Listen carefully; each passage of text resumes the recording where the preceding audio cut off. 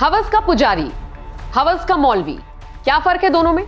कुछ ज्यादा नहीं, बस पुजारी कहते हैं तो हिंदुओं का ख्याल मन में आ रहा है और मौलवी का जिक्र होते ही मुस्लिम समुदाय का। यही फर्क है, इससे ज्यादा तो नहीं। लेकिन फिर भी आज तक आपने कभी हवस का मौलवी क्यों नहीं सुना? आम बोलचाल की भाषा से लेकर बॉलीवुड में सालों पहले आई फिल्म तक में हवस का पुजारी ही क्यों सुनाई दिया? कभी आपने सोचा है? नहीं सोचा होगा। क्यों सोचेंगे? हम हिंदू तो ऐसे ही हैं कि खुद ही अपने धर्म का मजाक बनवाते हैं और उस पर खिलखिलाकर हंसते भी हैं।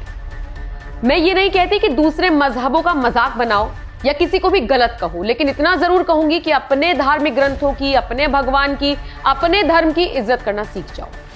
हम इतने विचित्र लोग हैं कि खुद ही हवस का पुजारी कह कहकर हंसते रहते हैं, खुद ही पोंगा पंडित कह कहकर मुस्कुराते रहते हैं, लेकिन झाड़ फूंक के नाम पर कोई मौलवी किसी बच्ची के साथ छेड़छाड़ कर दे और उसकी चप्पलों से पिटाई का वीडियो तक वायरल हो जाए तो हम ज्यादा ध्यान नहीं देते, परवाह नहीं करते। ब्रेन वॉश इस तरह से हो गया है जिससे ठीक होने में यकीन मानिए सालों लग जाएंगे। खैर, आज मैं ये हवस का पुजारी या हवस का मौलवी, इन सब का जिक्र क्यों कर रही हूं? इसलिए कर रही हूं क्योंकि ये मेरे शब्द नहीं है, ये सवाल मेरा नहीं है। बागेश्वर धाम के पीठाधीश पंडित धीरेन्द्र शास्त्री ने एक ऐसा बयान दिया है और एक नया विवाद खड़ा कर दिया है। उन्होंने बिहार के बोधगया में प्रदेश की जनता के सामने अपने विचार तो रखे, अपने विचार तो पेश करने शुरू किए, लेकिन बातों ही बातों में बोल गए कि हवस का पुजारी बोल सकते हैं तो हवस का मौलवी क्यों नहीं बोलते। बाबा बागेश्वर ने क्या कहा मैं आपको बताती हूँ। वो कहते हैं, हिंदुओं के खिलाफ बड़ी साजिश हुई। आपने हवस का पुजारी सुना है लेकिन हवस का मौलवी नहीं। हवस का मौलवी क्यों नहीं हो सकता? हिंदुओं, उन्होंने साजिश की और तुमने स्वीकार कर ली। मुसलमान अपने मौलवियों का अपमान नहीं करते हैं लेकिन हिंदू ऐसा करते हैं। हम किसी के विरोध में नहीं है, लेकिन ये प्रायोजित तरीके से लोगों का ब्रेन वॉश किया जा रहा है। पंडित धीरेन्द्र शास्त्री के इस बयान पर कुछ मुस्लिम धर्मगुरुओं ने भी जवाब देने की कोशिश की, जिसमें खुद को डिफेंड तो बेचारे नहीं कर पाए, लेकिन हाँ, बाबा बागेश्वर पर लगातार सवाल उठाने लगे और हिंदुओं का बेवकूफ बनाने की बात करने लगे। सटीक जवाब किसी मौलाना ने नहीं दिया, था ही नहीं उनके पास। खैर, विवाद अभी अभी जन्मा है, अभी तो बहुत पनपेगा, लेकिन ये कोई पहली बार नहीं जब धीरेन्द्र शास्त्री ने इस तरह का विवादित बयान दिया हो, बल्कि इससे पहले भी वो अक्सर विवादों में रही हैं, क्योंकि बहुत ब्लंट हैं बोलने में। वो कहते हैं कि उनकी वाक पटुता बहुत जबरदस्त है, कुछ भी बोल देते हैं जो मन में आता है। जिस व्यक्ति में, समाज में और कौम में अशिक्षा होती है वो विवाद करता है, जो शिक्षित होता है वो संवाद करता है। कृपा करके भारत को भारत रहने दीजिए, भारत को बांग्लादेश और श्रीलंका मत बनाए। शायद इसीलिए अभी कुछ दिन पहले की बात है, उन्होंने कथित तौर पर मौला अली को लेकर विवादित बयान दिया था, जिसके बाद उन्हें माफी मांगनी पड़ी थी, क्योंकि बहुत विवादित बयान था। माफी मांगते हुए, वीडियो जारी करते हुए उन्होंने कहा था, हजरत अली अहिंसा के पुजारी थे, मैंने उनके बारे में पढ़ा है और हम सभी देवताओं का सम्मान करते हैं। हमने कभी भी किसी धर्म के खिलाफ नहीं बोला। जो सनातन धर्म के खिलाफ साजिशें होती हैं, हम उन पर चर्चा करते हैं। हमने सनातनी को जगाने पर चर्चा की। ये जो मौला अली वाली चर्चा है, ये दरबार में कोई जिन्न आया था, उसने कहा था कि मेरा नाम अली है, तो मैंने कह दिया कि मेरे पास भी बजरंग बली है। अब इस बात को मौला अली से जोड़ दिया गया, जो सरासर गलत है। हमने कभी भी किसी के धर्म की बुराई नहीं की। जाहिर सी बात है, धर्म की बुराई किसी के करनी भी नहीं चाहिए। लेकिन कुछ वक्त पहले फिर धीरेन्द्र शास्त्री ने एक विवादित बयान दिया था, जिसमें उन्होंने साईं बाबा का जिक्र किया था।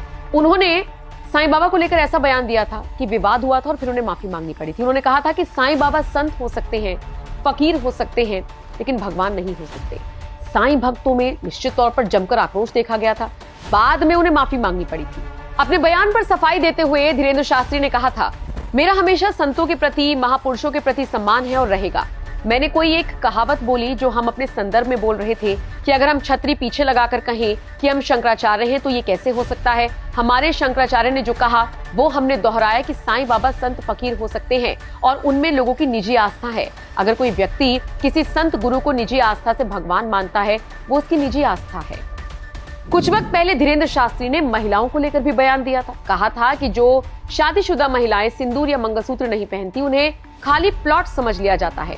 धीरेन्द्र शास्त्री अक्सर इसी तरीके के बयान देते हैं, चर्चा में रहते हैं, विवादों में घिर जाते हैं, लेकिन इस बार उन्होंने जो कहा उस पर हिंदुओं को थोड़ा सा सोच विचार करना चाहिए। वापस मुद्दे पर आऊं तो उन्होंने कहा कि हवस का पुजारी हो सकता है तो हवस का मौलवी क्यों नहीं हो सकता। ये कितना सही है, कितना गलत, ये आपके हवाले छोड़ देते हैं, क्योंकि गलत काम कोई भी करे, चाहे वो मौलाना हो या पंडित हो, ईसाई हो, जैन हो, कोई भी हो, गलत मतलब गलत, और गलत को गलत कहने की हिम्मत होनी चाहिए। खैर, कभी आपने सोचा है हवस का पुजारी ही नहीं बल्कि राम तेरी गंगा मैली जैसी फिल्में बॉलीवुड ने बना डाली और हम उस पर तालियां पीटते रहे? ना हमें तब शर्म आई, ना अब आती है। मुस्लिम समाज की यही खूबसूरती है कि वो अपने मजहब का, उससे जुड़े लोगों का सम्मान करते हैं, जो कि हिंदू नहीं करते। बुरा लगेगा सुनकर, लेकिन सच है और कड़वा भी है। अब मैं आपको गूगल की मदद से कुछ खबरें दिखाती हूं, जिसे देखने के बाद आप खुद ही फैसला कीजिएगा कि हवस का पुजारी ज्यादा ठीक है या हवस का मौलवी, या फिर दोनों। मैंने गूगल पर टाइप किया लड़कियों के साथ मौलवी छेड़छाड़, ये कीवर्ड्स डाले तो देखिए कितनी सारी खबरें खुलकर सामने आ गई। बिहार से लेकर यूपी, कई राज्यों के अलग अलग शहरों से इसी तरह की खबरें हैं। बाकी ट्रेंडिंग में वो मुरादाबाद वाली खबर है जिसमें झाड़ फूक के नाम पर मौलवी ने बच्ची के साथ गलत काम किया तो वो चप्पलों से पीटा गया। इसके बाद फिर लड़कियों के साथ पुजारी छेड़छाड़ मैंने सर्च किया तो भी इतनी ही सारी खबरें मिली। यहां मामला पुजारी मौलवी का है ही नहीं, मामला है हवस का पुजारी ही क्यों, और इस पर हंसने वाले हम हिंदू ही क्यों। मेरी इस बात का ये मतलब बिल्कुल नहीं है कि सारे पुजारी पाक साफ हैं या सभी मौलवी गलत हैं, नहीं। लेकिन हम सालों से यही सुनते आ रहे हैं हवस के पुजारी। इस पर धीरेन्द्र शास्त्री ने जिस तरह से बयान दिया, अब आप बताइए उस पर आप क्या राय रखते हैं? कमेंट सेक्शन में अपनी राय हमें जरूर दीजिएगा। जिस व्यक्ति में, समाज में और कौम में अशिक्षा होती है वो विवाद करता है, जो शिक्षित होता है वो संवाद करता है। कृपा करके भारत को भारत रहने दीजिए, भारत को बांग्लादेश और श्रीलंका मत बनाइए। जिस व्यक्ति में, समाज में और कौम में अशिक्षा होती है वो विवाद करता है, जो शिक्षित होता है वो संवाद करता है। हमारे जिले में, बुंदेलखंड में, मध्य प्रदेश में और भारत में शांति बनी रहे, कानून को कोई भी हाथ में ना ले, चाहे वो कोई भी हो, चाहे वो किसी भी कौम का हो, किसी भी मजहब का हो या किसी भी धर्म का हो। कानून कानून है, वो सबके लिए और सबके लिए समान है। अगर आप कानून को हाथ में लेंगे तो निश्चित रूप से आपके ऊपर दंड की कार्यवाही होगी। दूसरी बात, हम आपके चैनल के माध्यम से यही प्रार्थना करना चाहेंगे, जो छतरपुर में अभी घटित हुआ है, कृपा करके भारत को भारत रहने दीजिए, भारत को बांग्लादेश और श्रीलंका मत बनाइए। ये भारत है। धन्यवाद। जिस तरीके से एक और मामला सामने आया है जहां एक राजनीतिक पार्टी है ये कह रही है कि कृष्ण जन्माष्टमी को शासकीय त्योहार पर नहीं मनाना चाहिए, कृष्ण जन्माष्टमी को लेकर सवाल। इस बयान को हमने देखा नहीं, किस राजनीतिक पार्टी ने कहा, हमें जानकारी नहीं है। पर सब भारत में तो धार्मिक स्वतंत्रता है, ये संविधान में है। संविधान को तो वो बदलेंगे नहीं, संविधान को पहले वो बदलें, इसके बाद में वो ऐसा बयान दें।